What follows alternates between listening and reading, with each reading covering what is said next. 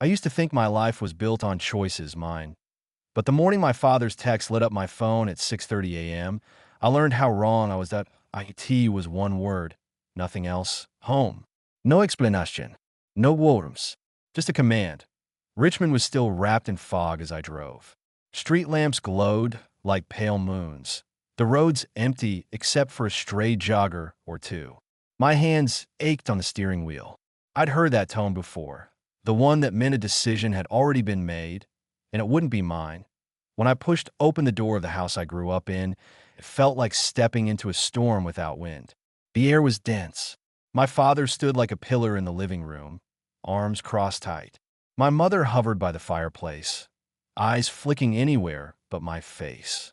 And on the couch, my sister, Sophia, smirking as though she'd been rehearsing this scene for weeks. Then my father spoke. His words were a blade. "We're not paying for your wedding."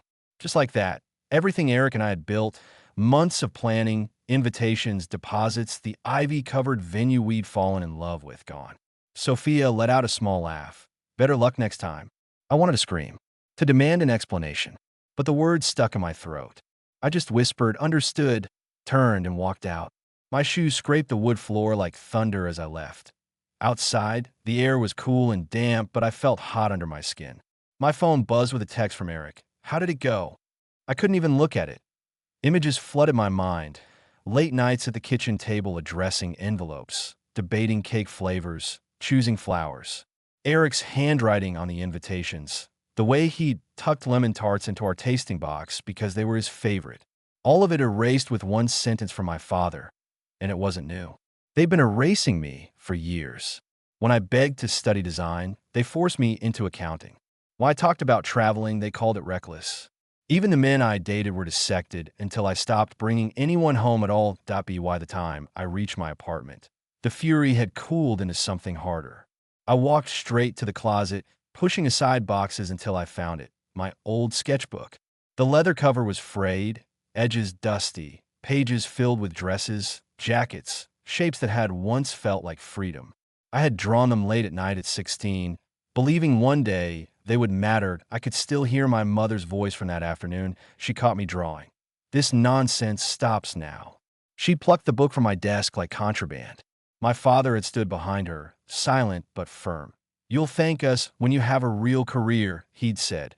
Sophia had started dabbling in marketing that same year, making flashy presentations my parents applauded at dinner. Her flair was celebrated. My creativity was childish. Now, sitting on my couch years later, the sketchbook in my lap, I felt like I was touching a version of myself they'd buried. That's when Eric came home. He saw the sketchbook and sat beside me, studying a drawing of a suit jacket. "You kept them," he said softly. I nodded. "These aren't nonsense," he whispered. "Don't let them take this from you again." His words cracked something open in me. 2 mornings later, I was in the office of a sharp-eyed lawyer named Diane Cole, handing her the paperwork from the Ivy House venue. She flipped through the pages until she stopped cold. "Is this your signature?" she asked, tapping the cancellation form that I stared. My name sprawled across the page, but wrong. The loops too heavy, the letters off balance. Someone had forged it. "That's not mine," I said. That Diane's expression tightened. "Whoever submitted this pretended to be you. This isn't just immoral, it's criminal." Her words echoed inside me. Forgery. My parents hadn't just canceled my wedding. They had stolen my voice. Days later, a message from an old friend landed on my phone like a punch. "Sophia's boutique is collapsing. Debts, unpaid bills, everything."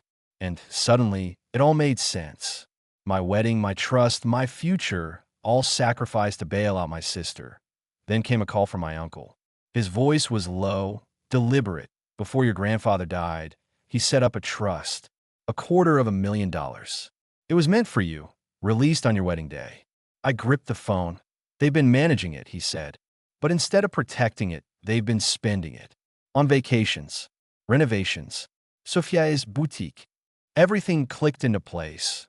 The forged cancellation, my father's silence, my mother's cold certainty, Sophia's smirk. They hadn't been protecting me. They'd been protecting themselves. When my parents finally called, their apologies were brittle, rehearsed. My father's voice in the background. "Tell her we're sorry, Carol." Sophia chimed in syrupy. Hey sis, we messed up, okay? Just come back. We'll fix it. They weren't sorry. They were panicking. T. Diane's office. I placed my phone on her desk like it carried poison. She warned me it wouldn't be easy. Courtrooms expose everything. My parents would drag my uncle's name through the mud. That night, I told Eric I was thinking of giving up. He took my hands. You're not alone, he said. You've carried their weight long enough. Let me carry some of it now. The next morning, I filed the suit. The courtroom smelled of old wood and paper, a place where secrets are stripped bare. Across from me, my parents avoided my eyes. Sophia pouted in her chair. Diane presented the forged form. The handwriting expert testified. The bank records laid everything out. Money funneled into Sophia's boutique, vacations paid with my inheritance. When the ruling came, it was swift. The trust restored. Damages ordered for fraud and forgery. Relief washed over me, but grief lingered. My parents sat stone-faced, silent, as though I had ceased to exist.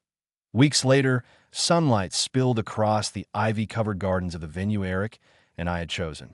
The ceremony was small, stripped of the excess my parents once mocked. Uncle Stephen stood near the aisle. Friends laughed. Eric's hand clasped mine. The empty seats where my family should have been ached, but not unbearably. That night, I sent a single message. Carol, Robert, Sophia, this is goodbye.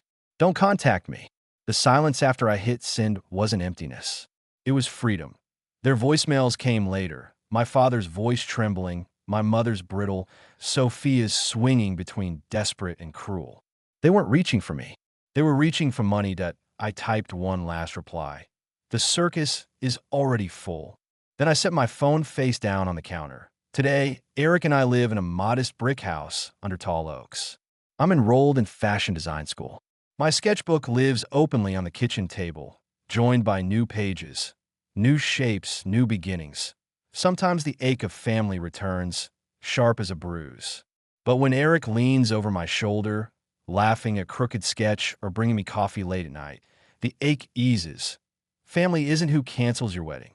Family is who shows up to help you build a life worth keeping.